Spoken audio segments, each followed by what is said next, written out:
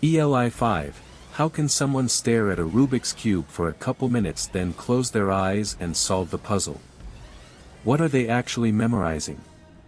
Because it can't be the combination of each and every colored square, because that's some voodoo nonsense. As a blindfold cuber, most of these comments are painfully wrong.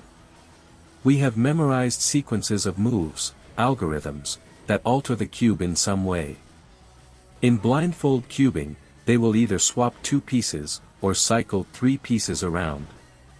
What we do is simply look at a piece, and see where it has to go. Then we see where the piece that is in that location has to go, and repeat until we've solved all the pieces. Here's a scuffed example. 3142.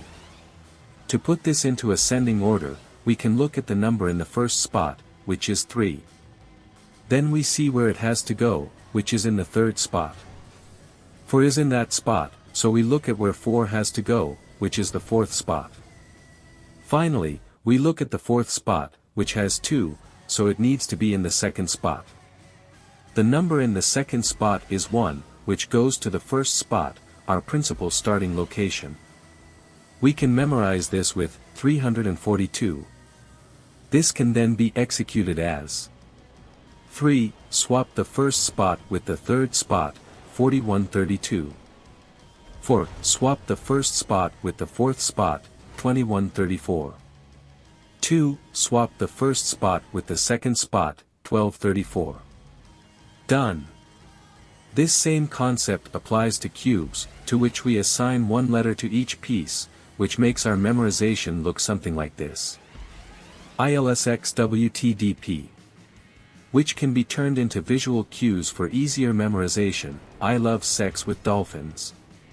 Then we apply the memorized moves that will swap pieces, equivalent to the swapping that we did for the numbers. There is a lot more intricacies, but this is the general idea.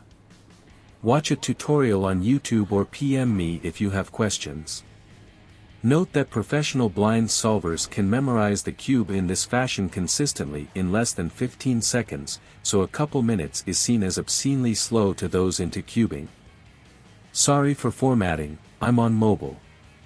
TLDR, look at where each piece has to go and swap them until solved, not memorize whole cube, that is literally impossible.